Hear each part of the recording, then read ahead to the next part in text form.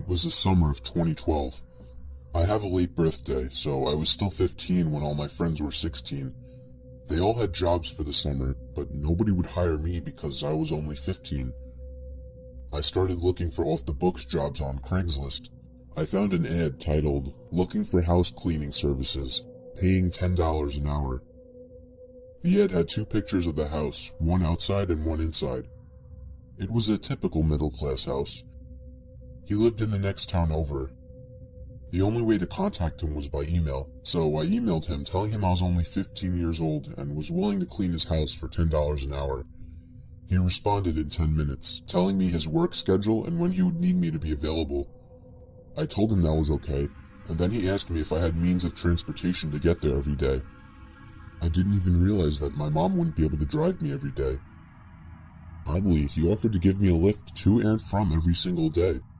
He said he worked close, so coming home to give me a ride wouldn't be a problem. I agreed without even asking my mom, so the man asked for my address. I gave it to him, and he said he would be over at 8:30 a.m. on Monday to pick me up. Come Monday, I met him outside. He drove a black '05 Nissan Maxima. He himself had a black beard and a Mets hat on. He didn't seem dressed ready to go to work, but I didn't think much about that. He introduced himself as James, and then dropped me off and gave me the key. He told me to just straighten everything out and such. Then he drove off in a hurry. I found it really weird that he trusted me, a 15-year-old he had never met, to be in his house alone. His house wasn't even too messy. All I did was just fold some clothes, wash some dishes, and used a hand vacuum to clean some of the carpets. The only problem, it was extremely hot in the house, even hotter than outside. It seemed all the windows were sealed shut, and I didn't want to turn on the AC without permission. This went on for 6 hours before he came back, handed me $60, and dropped me off back home. He seemed extremely nice, and I felt I had lucked out finding that ad. This went on for a good 2 weeks, and my mom was okay with it since James was actually paying me. Then, one Friday night, I woke up feeling really thirsty, so I got up to get some water. I looked out my window, and I saw somebody standing there looking into my room. I screamed, and my parents came running over, but the person outside took off before they got there. The next time I went in, it was at least 100 degrees outside. I asked James if I could turn on the AC, but he said it was broken. He told me to just take off my clothes if I got hot. I laughed, thinking he was joking, but he was serious. I felt really uncomfortable after that. He dropped me off, and I did the same work that I had been doing. It was at least 105 degrees in the house. I had to work shirtless and constantly go outside where it was just a little cooler. The day dragged on, but I just barely made it through. The next day, on the way to his house, James told me that he had the day off from work. He told me he would just help me out. I was not happy to hear this. I would rather just be alone in the house. He seemed to slowly follow me into whatever room I went to clean. I eventually had to go to the bathroom, so I ran upstairs and made sure he wasn't following me. But in the bathroom, I made a shocking discovery. Up in the corner of the room, I found a small camera pointing from out of the wall, just barely visible. I scanned the room for more, and sure enough, there was one in the bottom corner as well. I started searching the whole bathroom for more cameras. I checked under the sink, but what I found was much worse. There were 2 huge stacks of VHS tapes, each one with a sticky note attached with someone's name on it. The one on the top was my name. I almost threw up then and there. I had to find a way to get home safely. James then knocked on the door, asking if I was alright. I said I wasn't feeling good, and asked if he could drive me home. He said okay. I stepped outside, and he told me he had to go as well, so he stepped into the bathroom. For the first half of the car ride, he didn't say anything to me, and the road he was taking me on wasn't familiar. In fact, I noticed that the direction we were heading in was the complete opposite of my house. Where are we going?" I asked. He looked at me and said, "What were you doing in the bathroom?" I started to panic. I didn't answer, So he asked again, in a much angrier voice. We were stopped at a traffic light, so I took that opportunity to unlock the door and escape the car. I ran away from sight before calling my mom, crying into the phone, telling her to pick me up. She came over as soon as possible.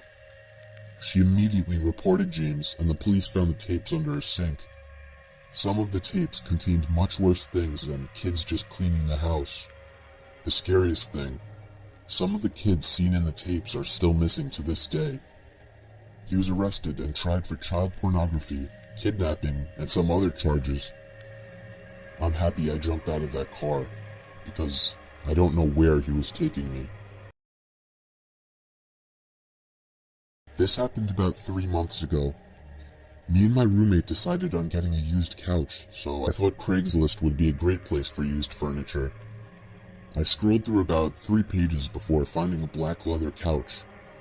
It was in really good condition, and it had a really good price, around $200. I told myself this was too good to be true, and man, I should have listened to myself.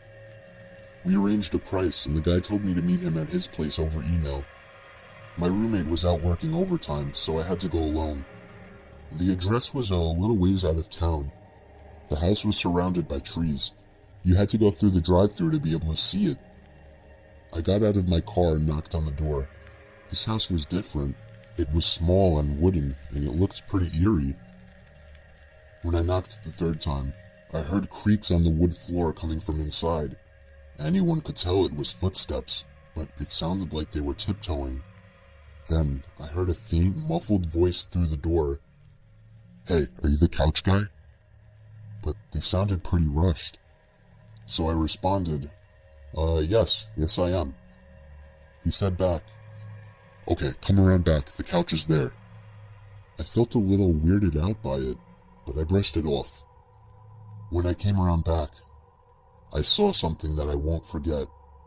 I saw 4 tall men dressed in black robes with their hands together, and in front of them was a pit with a hatch and chain on it.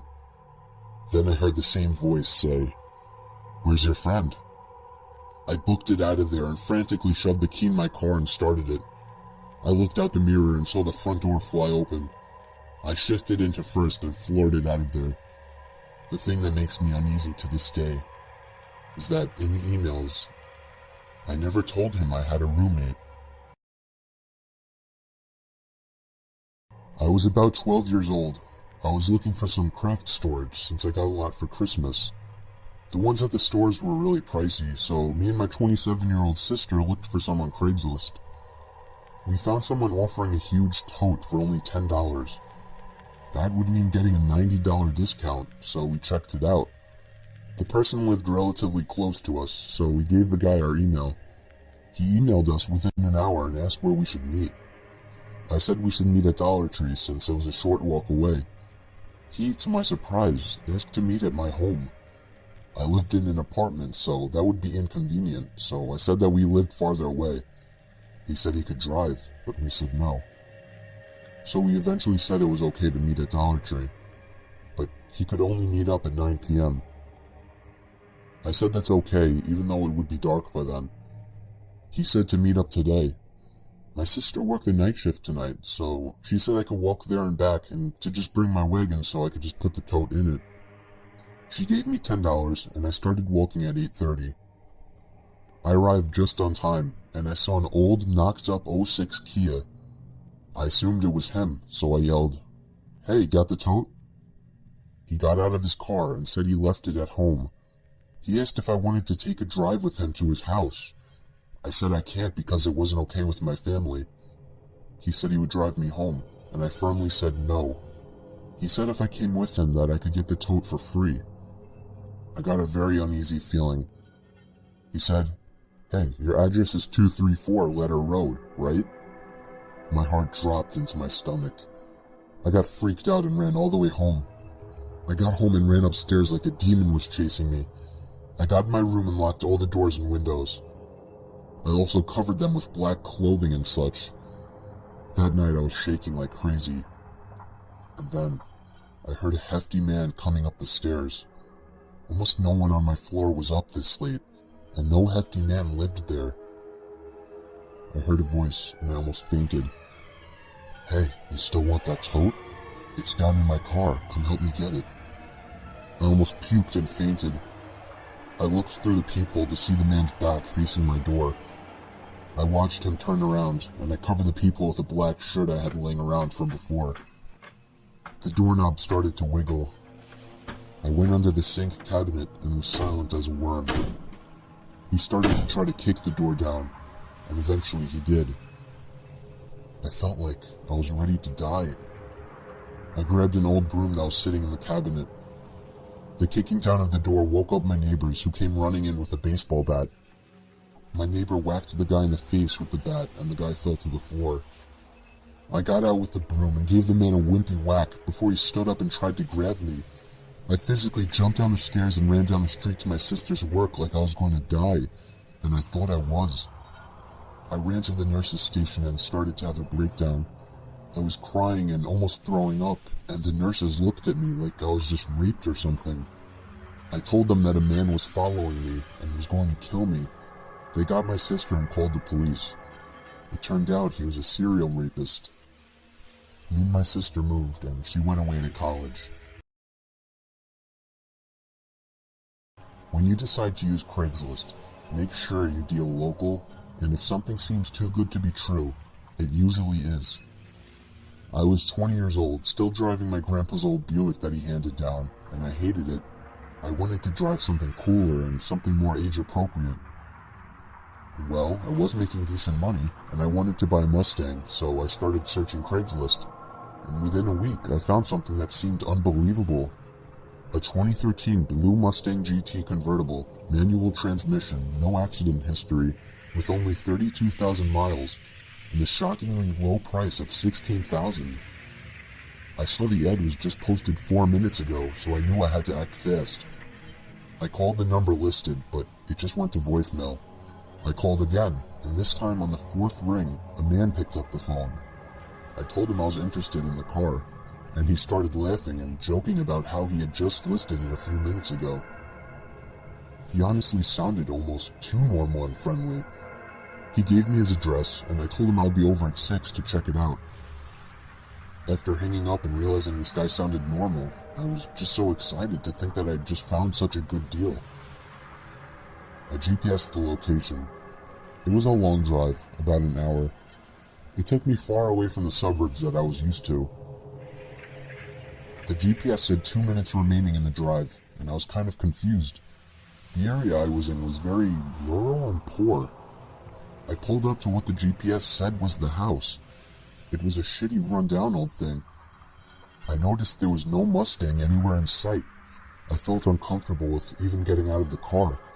In fact, I just sat there looking at the house for a good 5 minutes, trying to decide if I should even go and knock on the door. An hour isn't by any means a short drive, but when something seems as sketchy as this seemed, you would understand. I saw the blinds from the window begin to shake, and then the front door opened, and a man, probably in his 50s, came outside. He gave me a wave and a smile. He actually looked somewhat normal. I turned the car off and went out to greet him. I asked him where the car was, and he said it was in the garage. He told me to follow him back inside. I didn't know why he was leading me into his house instead of the garage, but I went anyway. He made sure to shut the door behind me, even though I was going to myself. I was able to get a good look of his house, and I must say, it smelled disgusting, and it didn't have much, if any, furniture. He led me down a small flight of stairs and to a door. I heard some noises coming from beyond the door. The man just explained that it was his friend working on the car. That seemed weird. I also began to hear creaking coming from upstairs, as if someone was walking around. He looked up and said that must be his wife. I found it weird that he had to explain these noises. I wouldn't have thought it was weird otherwise. He finally opened the door, and I got a quick glimpse of his garage. It was completely empty. I took a look at the man, and as he stared back at me, I knew it was time to go. I didn't say anything, I just turned around and ran for the door, but somebody was standing there blocking it. I offered to give them all the money in my wallet to let me go. first guy walked into the room with some sharp metal tool in his hand. I don't know what it was called, but I fled from the room in the opposite direction of the front door and thankfully found the back door. I fled into the backyard and went around the house to my car. I made it inside and started the engine. I stared at the house one more time. Nobody followed me. I saw the front door open again, and the two men from inside stood behind the storm door and just seemed to stare me down. I gave them the finger and drove off halfway down the road before calling the cops. I stayed nearby until I saw the cops pull up to the house. The two men, or however many people were in that house, were gone. Nobody had actually lived in that house for years. I went home feeling angry and disturbed, but also grateful that I escaped with my life. That night, I got a phone call from an unknown number at like 2 in the morning. I didn't answer, and they didn't leave a voicemail. 10 seconds later, I got a text from the same number saying, "Look outside your window." I had my blinds down and feared what might be on the other side, but I had a pretty good feeling. I called the cops yet again, letting the person outside know that I was as well. They arrived in a surprising 3 minutes and began to search the whole premises. They found him hiding in my bush outside my window. He was arrested.